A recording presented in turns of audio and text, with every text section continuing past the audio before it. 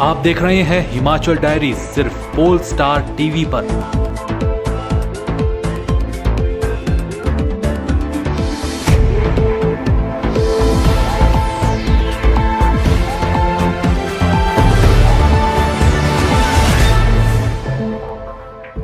नमस्कार, मैं हूं मुकेश ठाकुर। स्वागत है आपका हिमाचल डायरी में।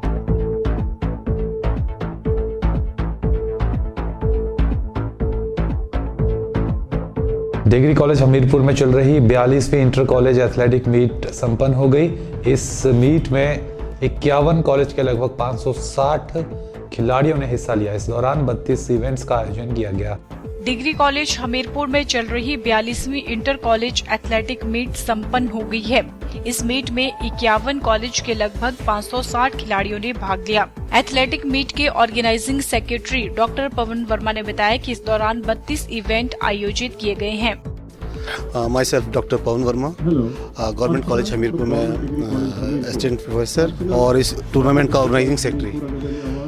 हमने एचपी यूनिवर्सिटी के 42nd इंटर कॉलेज टूर्नामेंट का आयोजन गवर्नमेंट कॉलेज हमीरपुर में हुआ। ये टूर्नामेंट लगभग 3 दिन तक चला। टुडे इज़ लास्ट डे, 6 से लेकर 8 दिसंबर तक।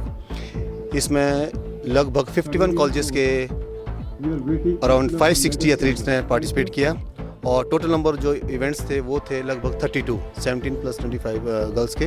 तो 32 इवेंट्स में बच्चों ने पार्टिसिपेट किया। इस टूर्नामेंट का विशेष रिजल्ट ये रहा कि इसमें 100 मीटर का रिकॉर्ड, जो काफ़ी पुराना रिकॉर्ड था, वो लड़कियों में गवर्नमेंट कॉलेज धर्मशाला की लड़कियों ने तोड़ा। और 10,000 मीटर रेस जो का रिकॉर्ड 38.38 था, वो आज ही सुबह तोड़ा गया और वो 38.05 बड़ा अच्छा रिकॉर्ड है। और वो 2 लड़कियों ने तोड़ा और दोनों लड़कियां धर्मशाला गर्ल्स हॉस्टल की हैं। तो ये काफ़ी अच्छा। और लगभग अभी 2-3 इवेंट रहे और अब क्लोजिंग सेरेमनी की ओर हम जा रहे हैं। वहीं इस अवसर पर भाजयुमो राष्ट्रीय सचिव नरेंद्र अत्री ने विजेता खिलाड़ियों को शुभकामनाएं भी दी।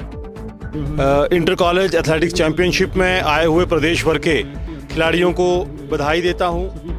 आशा व्यक्त करता हूं कि जो खिलाड़ी जीते हैं वो अपना प्रदर्शन सुधारने के लिए और कड़ी मेहनत करेंगे और जो युवा एथलीट्स जीत नहीं पाए हैं वो प्रयास करेंगे और मेहनत करेंगे ताकि आने वाले कॉम्पिटिशन्स में वो अच्छा परफॉर्म करके अपने कॉलेज के लिए, अपने जिला के लिए, अपने प्रदेश का और देश का नाम रोशन कर सकें। इस अवसर पर खिलाड़ियों ने भी अपने विचार पोल स्टार टीवी के साथ साझा किए। मेरा नाम हीना है और मैं डिग्री कॉलेज धर्मशाला से हूँ। आज यहाँ हमीरपुर में एथलेटिक्स मीट हो रही है, तो मैंने 10,000 मीटर में भाग लिया था और उसमें मेरी फर्स्ट प्लेस है। और पहले रिकॉर्ड 38 का था और मैंने 38:05 में वो पूरी की है। मेरा नाम गार्गी शर्मा है, मैं गवर्नमेंट कॉलेज धर्मशाला से हूँ। आज मैंने सुबह मॉर्निंग में 10,000 मीटर में पार्टिसिपेट किया और उसमें उसका 10,000 मीटर का जो रिकॉर्ड था 38.38 का था और 38.05 से रिकॉर्ड ब्रेक किया। 33 सेकंड इस इवेंट में रिकॉर्ड ब्रेक किया।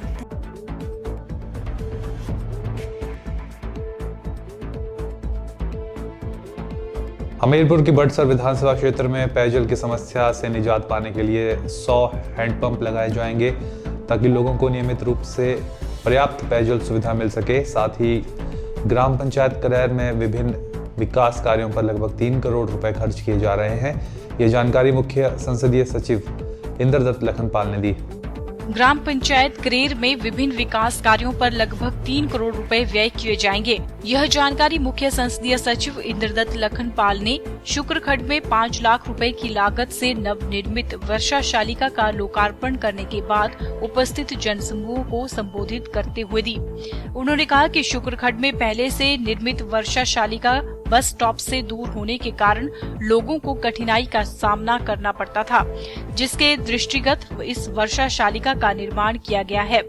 उन्होंने बताया कि नवनिर्मित वर्षा शालिका की सुरक्षा के लिए 4 दीवारें लगाई जाएंगी, जिसके ऊपर होने वाले व्यय का प्राक्कलन तैयार करने के लिए संबंधित विभाग के अधिकारियों को निर्देश दिए गए हैं। सीपीएस ने कहा कि लोगों की सुविधा के लिए प्राथमिकता के आधार पर बैंक शाखा खोलने का प्रयास किया जाएगा। उन्होंने कहा कि वर्तमान सरकार के कार्यकाल में बिना किसी भेदभाव के प्राथमिकता के आधार पर विधानसभा क्षेत्र की हर पंचायत का विकास सुनिश्चित किया जा रहा है, जिसके लिए धन की कमी आड़े नहीं आने दी जाएगी। उन्होंने बताया कि पुल शुक्रखड भोटा बिजली सड़क का कार्य प्रगति पर है, जिस पर लगभग 4 करोड़ रुपए की राशि व्यय की जा रही है। उन्होंने बताया कि नगर पंचायत भोटा में मल निकासी के लिए लगभग 10 करोड़ रुपए और पार्किंग व्यवस्था के लिए लगभग 6 करोड़ रुपए की धनराशि स्वीकृत की गई है। प्रदेश के डिपो में अब तीसरी दाल उपलब्ध करवाने में देरी हो सकती है। इसकी वजह यह है कि सरकार ने तकनीकी आधार पर पहले से किए गए टेंडर को रद्द कर दिया है और अब फिर से दालों के टेंडर करवा दिए हैं। प्रदेश के डिपो में तीसरी दाल उपलब्ध करवाने में देरी हो सकती है। इसकी वजह यह है कि सरकार ने पहले से किए टेंडर को रद्द कर दिया है। खाद्य आपूर्ति निगम ने दाल के लिए 29 नवंबर को टेंडर खोले थे। इनमें आधा दर्जन फर्मों ने हिस्सा लिया था। निगम ने इनको सरकार की मंजूरी के लिए भेजा था। आपको बता दें कि इनमें से तकनीकी आधार पर 2 ही फर्म क्वालिफाई कर रही थी। ऐसे में फिर से टेंडर करवाने की प्रक्रिया शुरू की गई है। निगम 22 दिसंबर को नए टेंडर खोलेगा और इसके बाद इनको सरकार को मंजूरी के लिए भेजा जाएगा। यानी तीसरी दाल को सिलेक्ट करने में अभी करीब 1 माह का और वक्त लगने वाला है। टेंडर में देरी होने से यह दाल अब अगले महीने ही लोगों को मिलेगी। डिपो में लोगों को रौंगी, मसरी मलका और काला मसूर दिया जा रहा है। इनमें से मसरी और काला मसर की दाल की सप्लाई के लिए संबंधित फर्मों के साथ टेंडर फरवरी माह तक किया गया है, जबकि रौंगी की दाल की सप्लाई के लिए अनुबंध नवंबर में पूरा हो चुका है। यही वजह है कि निगम ने तीसरी दाल के लिए नवंबर माह में टेंडर करवा दिए थे। निगम ने नई दाल के चयन के लिए 4 दालों रौंगी, राजमा, सफेद चना और काला चना के टेंडर करवाए थे। ये दालें ग्रुप ए में शामिल हैं। हालांकि ग्रुप ए में रौंगी, राजमा और सफेद चना ही शामिल था, लेकिन कैबिनेट ने एक बैठक में इस ग्रुप में चौथी दाल शामिल करने का फैसला किया था। यही वजह है कि 3 दालों के अलावा अब की बार काला चना के लिए भी टेंडर करवाए गए थे। जानकारी के अनुसार इसके लिए 6 फर्मों ने टेंडर में हिस्सा लिया था। 29 नवंबर को टेंडर खोलकर सरकार को भेज दिए गए थे, लेकिन बताया जा रहा है कि 2 ही फर्में तकनीकी आधार पर क्वालिफाई हुई हैं। इससे सरकार ने पुराने टेंडरों को रद्द कर दिया है। ऐसे में अब निगम ने 4 दालों के लिए नए सिरे से टेंडर करवाए हैं। इनमें से एक दाल का चयन टेंडर के माध्यम से किया जाना है। ऐसे में तीसरी दाल के लिए चयन में वक्त लगेगा और यह साफ है कि इसकी समय पर आपूर्ति नहीं हो पाएगी। राज्य सरकार प्रदेश की 38,000 आंगनवाड़ी कार्यकर्ताओं और सहायिकाओं का मानदेय बढ़ाने पर विचार विमर्श कर रही है। पड़ोसी राज्यों की तर्ज पर इनका पैसा बढ़ाने के लिए प्रदेश सरकार ने तैयारी की है। यह जानकारी सामाजिक न्याय एवं अधिकारिता मंत्री धनीराम शांडिल ने दी। प्रदेश सरकार आंगनवाड़ी केंद्रों में कार्यरत 38,000 कार्यकर्ताओं और सहायिकाओं का मानदेय बढ़ाने की तैयारी में है। पड़ोसी राज्यों की तर्ज पर इनका पैसा बढ़ाने के लिए राज्य सरकार विचार कर रही है। मौजूदा समय में कार्यकर्ताओं को 3,450 जबकि सहायिका को 1,800 रुपए प्रति माह मिलते हैं। पड़ोसी राज्य हरियाणा में कार्यकर्ताओं को 7,500, सहायिका को 4,000 रुपए, जबकि पंजाब में कार्यकर्ता को 5,600 और सहायिका को 3,500 रुपए प्रति महीने दिए जाते हैं। सामाजिक न्याय एवं अधिकारिता मंत्री कर्नल धनीराम शांडिल ने कहा कि राज्य सरकार आंगनवाड़ी कार्यकर्ताओं और सहायिकाओं का मानदेय पड़ोसी राज्यों के बराबर करने पर विचार कर रही है। इसकी शीघ्र घोषणा की जाएगी। उपायुक्त हमीरपुर मदन चौहान ने 108 राष्ट्रीय एम्बुलेंस सेवा को स्वच्छ भारत अभियान के तहत जनता को बेहतर सुविधाएं उपलब्ध करवाने के दृष्टिगत बड़सर में 108 एम्बुलेंस के स्टाफ को सम्मानित किया। उपायुक्त ने 108 एम्बुलेंस के कार्य एवं उनकी बेहतर सेवाओं के लिए कर्मचारियों की प्रशंसा की और भविष्य में और बेहतर सेवाएं उपलब्ध करवाने के लिए सम्मानित कर उन्हें प्रोत्साहित भी किया। उन्होंने बताया कि 108 संस्था 24 घंटे लोगों को सेवाएं प्रदान कर रही हैं। जीवीके 108 राष्ट्रीय एम्बुलेंस के संचालक पंकज शर्मा ने बताया कि 108 संस्था द्वारा स्वच्छ भारत अभियान कार्यक्रम प्रदेश में एक अभियान के तौर पर शुरू किया गया है, जिसके तहत बड़सर अस्पताल एम्बुलेंस 108 को चयनित किया गया था। उन्होंने बताया कि बड़सर अस्पताल एम्बुलेंस 108 हर एक पैरामीटर में अच्छी पाई गई है। उन्होंने बताया कि टेक्नीशियन अजय कुमार, संदीप, पंकज और एम्बुलेंस पायलट पंकज ठाकुर और प्रदीप ठाकुर को प्रशंसा पत्र देकर सम्मानित भी किया गया है। इस मौके पर स्टेट स्टाफ अशोक दासन, रमेश चंदेल और विशाल गौतम उपस्थित रहे। शिमला में पीलिया फैलने के बाद अश्विनी खड्ड का पानी पिलाने से आईपीएच विभाग ने भी तौबा कर ली है। आईपीएच मंत्री विद्या स्टोक्स ने कहा है कि अश्विनी खड्ड का पानी अभी नहीं उठाया जाएगा, लेकिन अपर शिमला की प्यास बुझाने के लिए आईपीएच विभाग ने कुल्लू जिला के पानी को चुना है और इसके लिए विभाग एक प्रोजेक्ट तैयार कर रहा है और उस पर काम कर रहा है। आईपीएच विभाग की ओर से एक महत्वाकांक्षी प्रोजेक्ट पर काम किया जा रहा है। योजना के मुताबिक कुल्लू के कुरपन नाले से अपर शिमला के लिए पानी लाया जाना है। इससे ठियोग, नारकंडा, कोटगढ़, कुमारसेन, मतियाना, संधू और फागू तक पानी पहुंचाया जाएगा। इन क्षेत्रों में पानी की खासी किल्लत रहती है।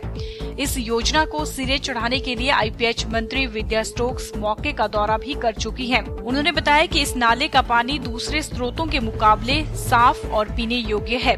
उन्होंने कहा कि 1 साल के भीतर इस प्रोजेक्ट को सिरे चढ़ाने की योजना है। इसके लिए विभाग को प्रस्ताव तैयार करने के निर्देश दिए गए हैं। शिमला में पीलिया फैलने के बाद अश्विनी का पानी पिलाने से आईपीएच विभाग ने भी तौबा कर ली है। आईपीएच मंत्री विद्या स्टोक्स ने कहा है कि अश्विनी खड्ड का पानी अभी भी उठाया नहीं जाएगा। आपको बता दें कि इसके पानी से पिछले वर्ष शहर में पीलिया फैला था। इस खड्ड के पानी से दोबारा सप्लाई शुरू करने का जोखिम विभाग नहीं उठा रहा है। तो अब कुल्लू जिले का साफ और स्वच्छ पानी अपर शिमला की प्यास बुझाने वाला है। आने वाले समय में हिमाचल प्रदेश के किसी भी परीक्षा केंद्र में बिना सीसीटीवी कैमरे के परीक्षा आयोजित नहीं की जाएगी। शिक्षा बोर्ड ने पहले चरण में प्रदेश के स्कूलों में आईपी सीसीटीवी कैमरे लगाने के प्रपोजल को हरी झंडी दे दी है। देश में डिजिटल क्रांति के युग में हिमाचल ने सबसे बड़ा कदम डिजिटल इंडिया की तरफ उठाने की तैयारी कर ली है। प्रदेश के किसी भी परीक्षा केंद्र में आने वाले समय में बिना सीसीटीवी कैमरा के परीक्षा आयोजित नहीं की जाएगी। शिक्षा बोर्ड ने पहले चरण में प्राइवेट स्कूलों सहित प्रदेश के अति संवेदनशील स्कूलों में आईपी सीसीटीवी कैमरे लगाने के प्रपोजल को हरी झंडी दिखा दी है। आगामी शैक्षणिक सत्रों से सभी परीक्षा केंद्रों में आईपी सीसीटीवी कैमरे स्थापित कर दिए जाएंगे। आईपी बेस्ड सिस्टम से प्रदेश के किसी भी केंद्र की ऑनलाइन फुटेज किसी भी स्क्रीन पर देखी जा सकेगी। शिक्षा बोर्ड की कैमरे लगाने की प्रक्रिया में सबसे महत्वपूर्ण आईपी सीसीटीवी कैमरे की पहल है, जिससे सीसीटीवी से छेड़छाड़ का कोई भी मामला नहीं हो सकेगा। शिक्षा बोर्ड पहले चरण में प्राइवेट स्कूलों और अति संवेदनशील सरकारी परीक्षा केंद्रों में सीसीटीवी स्थापित करेगा। शैक्षणिक सत्र 2016-17 की मार्च में होने वाली परीक्षा में ही छात्रों को तीसरी आंख की नजर में रहकर ही परीक्षा देनी होगी। शिक्षा बोर्ड ने प्रदेश के सभी छात्रों को अभी से अलर्ट जारी कर दिया है। इसके बाद बोर्ड के हर परीक्षा केंद्र में कैमरे स्थापित किए जाने की भी योजना बनाई गई है। अब प्रदेश में नकल पर नकेल कसने के लिए बोर्ड तैयार है। राज्य सरकार ने बेटियों को बचाने के लिए अब अल्ट्रासाउंड मशीनों पर ट्रैकिंग चिप लगाने का फैसला लिया है। मशीनों में चिप लगाने का काम जल्द शुरू किया जाएगा। सबसे पहले कम लिंगानुपात वाले जिलों में इसकी शुरुआत की जाएगी और धीरे धीरे इसे सभी जिलों में बढ़ाया जाएगा। ट्रैकिंग चिप के रिकॉर्ड को बाद में अस्पतालों और आंगनबाड़ी केंद्रों में वेरीफाई किया जाएगा। स्वास्थ्य मंत्री कौल सिंह ठाकुर ने बताया कि इसके लिए कंट्रोल रूम तैयार किया जाएगा। यहाँ हर मशीन की गतिविधि रिकॉर्ड की जाएगी। इसमें मशीन के शुरू होने से लेकर बंद होने की जानकारी शामिल होगी। जिसका अल्ट्रासाउंड होगा उसका पूरा ब्यौरा भी विभाग के पास उसी मशीन के जरिए पहुंच जाएगा। इस जानकारी को विभाग संबंधित क्षेत्र के स्वास्थ्य अधिकारियों और आंगनबाड़ी कार्यकर्ताओं को उपलब्ध कराएगा। इसके बाद आंगनबाड़ी कार्यकर्ता उस महिला की डिलीवरी होने तक हर अपडेट लेती रहेगी। अगर कोई गड़बड़ी होती है तो उसके कारण आंगनबाड़ी कार्यकर्ता से पता लगाए जाएंगे। वर्ष 2011 की जनगणना के अनुसार प्रदेश का बाल लिंग अनुपात 1000 लड़कों पर 909 लड़कियों का है। 845 के बाल लिंग अनुपात के साथ हमीरपुर का गलोड इस सूची में सबसे नीचे है, जिसके बाद 850 के बाल लिंग अनुपात के साथ मंडी का लड़भड़ोल, 875 के साथ कांगड़ा का टियारा, 877 के साथ कांगड़ा का गंगत और 879 के साथ मंडी का बलद्वाड़ा कम लिंगानुपात की श्रेणी में शामिल है। स्वास्थ्य मंत्री ने बताया कि प्रदेश भर में 265 अल्ट्रासाउंड क्लिनिक पंजीकृत हैं। इनमें से 86 सरकारी और 179 निजी क्षेत्र में हैं।